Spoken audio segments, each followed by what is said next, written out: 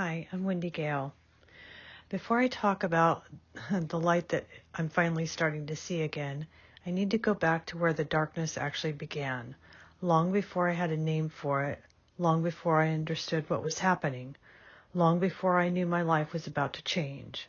Because dementia didn't enter my world quietly. It came crashing in while I was already on my knees. When all of this started, I had just had major kidney surgery. I had a stent in me for 6 weeks. I was supposed to be resting, healing, and recovering. But instead, my stepdad was in and out of the hospital. My mom was overwhelmed and calling constantly. And then Kaiser told her something that changed everything. We're not releasing him back to you unless you get help. That was the moment I stepped in. Not because I was ready, but because there was no one else. So I got power of attorney, I found an assisted living home, and I moved them in. Then 10 days later, my stepdad was gone. I was still in pain, still recovering from my own surgery, still trying to understand what had just happened. During all of this, I had to pack up their apartment alone. While my husband had to work, no one else was there. And walking into that apartment, I'll never forget it. The smell of vomit, the smell of urine, cobwebs in the shower, piles of things everywhere, trash bags filling up faster than I could tie them. My mom, who had always been so particular, had become a hoarder, and I didn't know. I had no idea. Every day I went back there to pack, I cried. I cried because I was overwhelmed. I cried because I was grieving. I cried because I didn't understand what I was seeing. I didn't know this was dementia. I thought she was just being my mom, stubborn, private, refusing help. But she was scared, she was confused, and she was slipping away, and I didn't know. And through all of this, I was grieving my stepdad. He was a big, burly biker, a teddy bear of a man, and he had been good to me and my kids. He deserved better.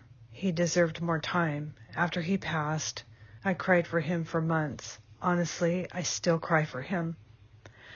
Because when I think about how sick he became and how she treated him and how fast everything happened, it broke something open in me every time. I miss him. I miss him so much, and I still miss him. And part of me feels like he should still be here. Before I placed them, my mom was living alone. Every night at 7 p.m., she would go to their neighbors. She would go to their neighbor's door because she was scared to be alone. Every night. I remember being so frustrated, trying to explain how inappropriate that was, but she didn't understand. She couldn't understand, and I didn't know why. I didn't know she was deep in dementia. I didn't know her brain was failing. I didn't know she wasn't capable of processing what I was trying to say. Looking back now, I feel horrible because she wasn't being difficult. She was disappearing, and I didn't even know. After my stepdad passed, I brought my mom into my little house, our little house. I thought I was helping. I thought I was giving her a safe place to land.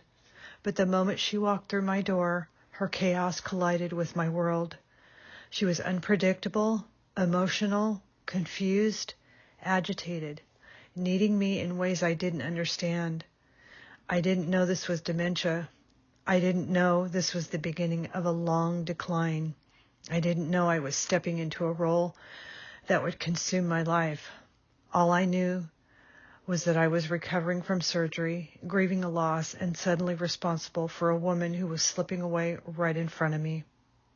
And that was the beginning of the darkness.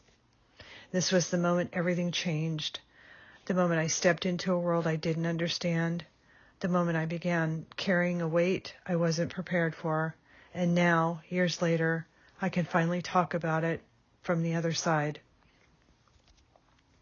From a place where the fog is lifting, from a place where I can breathe again, and from a place where the light is finally breaking through. But before I talk about the light, I needed to tell you where the darkness began, because this is the part that so many caregivers never get to say out loud. If you find yourself in the darkness of dementia or the light that comes, you're not alone in either of these places.